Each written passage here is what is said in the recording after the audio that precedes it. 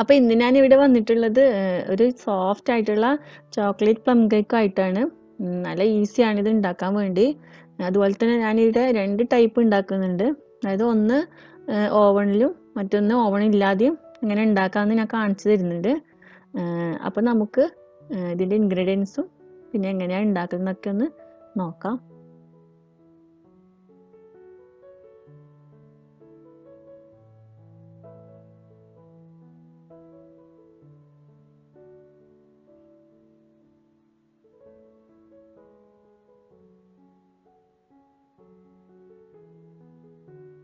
അപ്പോൾ ആദ്യം നമുക്ക് 1 കപ്പ് ഓറഞ്ച് ജ്യൂസ് എടുക്കണം. എന്നിട്ട് അതിനൊരു 1/4 ഭാഗം ഒരു വലിയ ബൗളിലേക്ക് ഒഴിച്ചു കൊടുത്തതിന് ശേഷം ഒരു 3-4 ടേബിൾ സ്പൂൺ ഉണക്കമുന്തിരി ഇട്ട് കൊടുക്കാം. പിന്നെ അവിടെ രണ്ടും കൂടി 4 ടേബിൾ സ്പൂൺ എടുത്തിട്ടുണ്ട്. അതുപോലെ തന്നെ ഒരു 3 ടേബിൾ സ്പൂൺ ചെറുതായിട്ട് അരിഞ്ഞു വെച്ച ഈത്തപ്പഴം.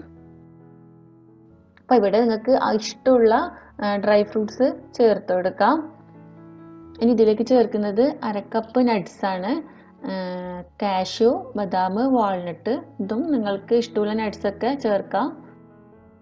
അപ്പോൾ ഈ എല്ലാ ഐറ്റംസും ഈ ഓറഞ്ച് ജ്യൂസിൽ മുങ്ങിക്കിടക്കണം. അപ്പം നമുക്ക് ബാക്കിയുള്ള ഓറഞ്ച് ജ്യൂസ് കൂടി ഇതിലേക്ക് ഒഴിച്ചു കൊടുക്കാം. അപ്പം ഞാനിവിടെ ടോട്ടൽ 1 കപ്പാണ് ഓറഞ്ച് ജ്യൂസ് ഒഴിച്ചിട്ടുള്ളത്. ഇനി നമുക്കിത് ഒരു രാത്രി മുഴുവനും ഫ്രിഡ്ജിൽ ഇതുപോലെ വെക്കണം. കുറഞ്ഞത് ഒരു 6 മണിക്കൂറെങ്കിലും വെക്കണം. അഥവാ നിങ്ങൾക്ക് ഇതിനൊന്നും സമയമില്ലെങ്കിൽ ഇതൊന്ന് ചൂടാക്കി എടുത്താൽ മതി. തിളപ്പിക്കരുത്. തിള വരുന്നതിന് മുന്നേ തീ ഓഫാക്കി തണുത്തതിന് ശേഷം നമുക്കിത് ഉപയോഗിക്കാം. ഇനി നമുക്കിത് നമ്മുടെ ഫ്രിഡ്ജിൽ നിന്ന് എടുത്ത് അരിച്ചെടുക്കാം. അതിൻ്റെ ജ്യൂസും ഇതും മാറ്റി വെക്കാം. ജ്യൂസ് കളയരുത്, കാരണം ആ ജ്യൂസും കൂടി നമുക്ക് നമ്മുടെ കേക്കിലേക്ക് ആവശ്യമുണ്ട്. അവസാനം അതും കൂടി ചേർക്കുന്നുണ്ട്. അപ്പം ഇനി നമുക്ക് നമ്മുടെ പഞ്ചസാര ഒന്ന് പൊടിച്ചെടുക്കാം. ഞാനിവിടെ 1/4 കപ്പ് ബ്രൗൺ ഷുഗറാണ് എടുത്തിട്ടുള്ളത്. ഈ ബ്രൗൺ ഷുഗർ എൻ്റെ കയ്യിൽ കുറച്ചധികം ഉണ്ടായിരുന്നു, അതുകൊണ്ടാണ് ഞാൻ ഇപ്പോൾ ഈ ബ്രൗൺ ഷുഗർ എടുത്തത്. അപ്പം നിങ്ങളുടെ കയ്യിൽ ഇല്ലെങ്കിൽ നമ്മുടെ സാധാരണ വൈറ്റ് ഷുഗർ എടുത്താൽ മതി.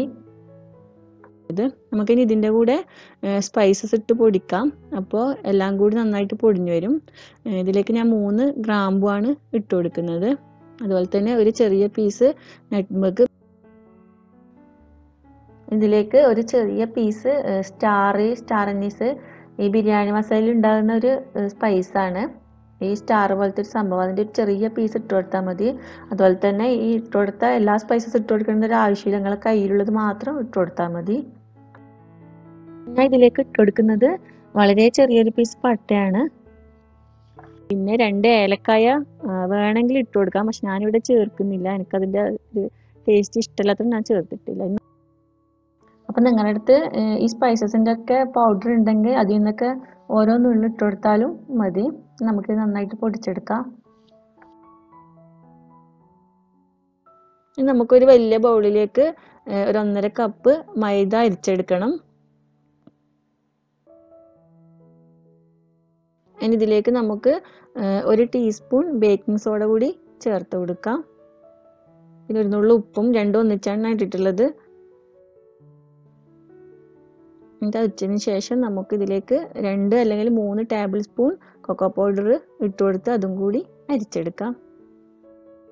ഇത് ഒരു ചോക്ലേറ്റ് കേക്ക് ആയതുകൊണ്ട് തന്നെ നിങ്ങൾ വൈറ്റ് ഷുഗറാണ് എടുക്കുന്നതെങ്കിലും കാരമലൈസ് ചെയ്യേണ്ട ആവശ്യമില്ല. നമുക്ക് ഇതിലേക്ക് നമ്മൾ പൊടിച്ചു വെച്ച പഞ്ചസാരയും സ്പൈസ് മിക്സും കൂടി ഇട്ട് കൊടുക്കാം.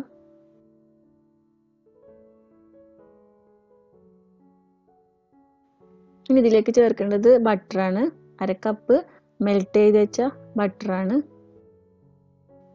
ഇനി ഇതിലേക്ക് നേരത്തെ അരിച്ച് വെച്ച നമ്മുടെ സോക്ക് ചെയ്ത് വെച്ച ഫ്രൂട്ട്സ് ആൻഡ് നട്ട്സും കൂടി ഇട്ട് കൊടുക്കാം. പിന്നെ ഒരു 1/4 കപ്പ് tutti frutti കൂടി ഇട്ട് കൊടുത്ത് നമുക്ക് നന്നായിട്ടൊന്ന് മിക്സ് ചെയ്തെടുക്കാം. ഞാൻ ഇതിനു വേണ്ടി ഇവിടെ തന്നെ ഉണ്ടാക്കിയതാണ് ഈ tutti frutti.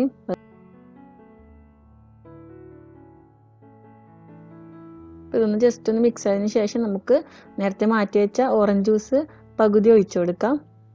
എന്നിട്ട് ഒന്നും കൂടി മിക്സ് ചെയ്തതിന് ശേഷം ബാക്കിയുള്ളതും കൂടി ഒഴിച്ചു കൊടുക്കാം. നിങ്ങൾക്ക് അവസാനം ഈ കേക്ക് ബാറ്റർ നല്ല തിക്കായി തോന്നുകയാണെങ്കിൽ കുറച്ചും കൂടി ഓറഞ്ച് ജ്യൂസാക്കി ഒഴിച്ചു കൊടുത്താൽ മതി. പിന്നെ ഇതിലേക്ക് നമുക്ക് മുട്ട ചേർത്ത് കൊടുക്കണം. അപ്പം അതിന് വേണ്ടി ഞാൻ 2 മുട്ട ജസ്റ്റ് ഒരു സ്പൂൺ വെച്ച് ബീറ്റ് ചെയ്ത് എടുത്തതാണ്. സ്പൂണോ ഫോർക്കോ വെച്ച് നമുക്ക് ഇതുപോലെ ഒന്ന് ബീറ്റ് ചെയ്തെടുക്കാം. എന്നിട്ടത് നമുക്ക് നമ്മുടെ കേക്ക് മിക്സിലേക്ക് ഒഴിച്ചു കൊടുത്ത് ഒന്നുകൂടി നന്നായിട്ട് മിക്സ് ചെയ്തെടുക്കാം.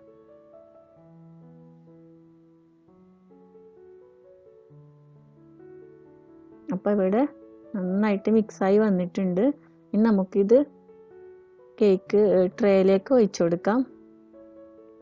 അപ്പോൾ ഞാനിവിടെ നേരത്തെ പറഞ്ഞ പോലെ 2 ടൈപ്പ് ഉണ്ടാക്കുന്നുണ്ട്. ഫസ്റ്റ് ഞാൻ ഓവണിൽ വെക്കുന്നതാണ് കാണിക്കുന്നത്. അപ്പോൾ ഒരു ബട്ടർ പേപ്പർ നമ്മുടെ ട്രേയിൽ വിരിച്ചു കൊടുത്തതിന് ശേഷം പകുതി ഞാൻ ഇതിലേക്ക് ഒഴിച്ചു കൊടുക്കുന്നുണ്ട്.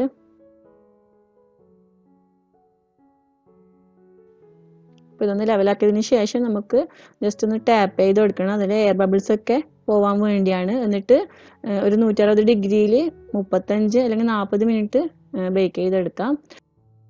ചിലപ്പോൾ അതിനേക്കാൾ കൂടുതൽ ടൈം വേണ്ടി വരും. അപ്പോൾ ഒരു ടൂത്ത് പിക്ക് വെച്ച് ജസ്റ്റ് ഒന്ന് ചെക്ക് ചെയ്ത് നോക്കുക. അപ്പോൾ നമ്മുടെ ടൂത്ത് പിക്ക് ക്ലീൻ ആണെങ്കിൽ നമ്മുടെ കേക്ക് റെഡി ആണെന്ന് മനസ്സിലാക്കാം. ഇനി നമുക്ക് നമ്മുടെ പകുതി ബാറ്ററിലേക്ക് ഒരു ടീസ്പൂൺ വാനില എസൻസ് ഒഴിച്ചു കൊടുക്കാം. ഞാൻ നേരത്തേതിൽ ഒഴിച്ചു കൊടുത്തിട്ടില്ല.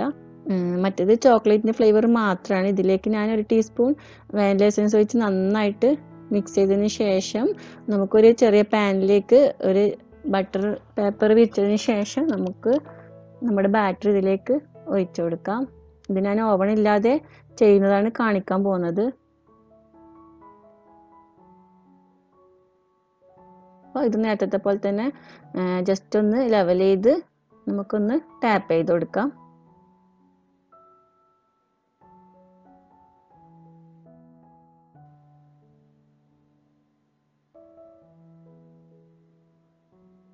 അതിന് നമുക്കൊരു പഴയ ഫ്രൈ പാൻ അടുപ്പിൽ വെച്ച് ജസ്റ്റ് ഒന്ന് ചൂടാക്കിയതിന് ശേഷം നമ്മുടെ കേക്കിൻ്റെ പാൻ കൂടി അടുപ്പിൽ വെച്ച് കൊടുക്കാം. ചെറിയ തീയിൽ വെക്കണം. എന്നിട്ട് ഒരു 40 അല്ലെങ്കിൽ 50 മിനിറ്റ് ചെറിയ ഫ്ലെയിമിൽ വെച്ച് നമുക്ക് കുക്ക് ചെയ്യാം. ഇതുപോലെ എയർ ഹോൾസ് ഒക്കെ ഉണ്ടെങ്കിൽ ഒരു ടിഷ്യൂ പേപ്പർ വെച്ച് അടച്ചു കൊടുക്കാം. അതിനുശേഷം ഒരു 40 അല്ലെങ്കിൽ 50 മിനിറ്റ് അത് കഴിഞ്ഞതിന് ശേഷം ഒരു ടൂത്ത് പിക്ക് വെച്ച് ചെക്ക് ചെയ്ത് നോക്കാം. ഇത് ക്ലീൻ ആണെങ്കിൽ നമ്മുടെ കേക്ക് റെഡിയായി എന്നർത്ഥം. അപ്പോൾ ഇവിടെ നിങ്ങൾക്ക് ഇതുപോലെ ഒരു 8 ഇഞ്ചിൻ്റെ കേക്ക് ടിന്നിലേക്ക് ബാറ്റർ വെച്ച് ചെയ്യാം. പക്ഷെ ഞാനിവിടെ 2 മോഡൽ കാണിക്കുന്നതുകൊണ്ട് മാത്രമാണ് 2 ചെറിയ കേക്ക് ആക്കിയത്. ഓവനിൽ വെച്ച കേക്ക് ഇവിടെ റെഡി ആയിട്ടുണ്ട്. നമ്മുടെ സ്ക്യൂവർ ക്ലീൻ ആണ്. അപ്പോൾ ഈ കേക്ക് റെഡി ആയിട്ടുണ്ട്. നമുക്കിതൊന്ന് കട്ട് ചെയ്യാം.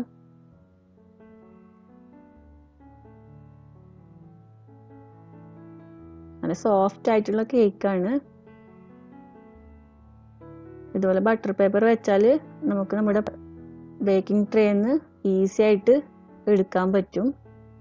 സൈഡിലൊന്നും പിടിക്കാതെ നമുക്കിതുപോലെ എടുക്കാം.